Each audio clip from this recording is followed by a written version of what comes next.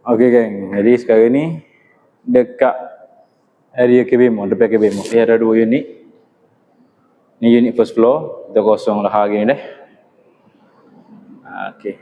Maklumat akan sertakan sekali. Sekejap lagi. Solar ni, okey, ni bahagian office putih dan ini kat bahagian depan. Sebelah ni nak scan, tu KBMO. Available untuk disewa. Harga, keluasan, status tanah ke apa semua, akan sertakan dekat kita punya copywriting lah. Sini ada satu bilik. Bahagian belakang. Situ tangki.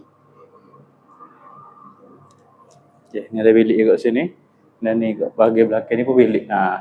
Suppose boleh jadi toilet lah sebab kita ada sinki dan juga bahagian piping. Okey, ni toilet dia dah. Okey, untuk tingkat 1.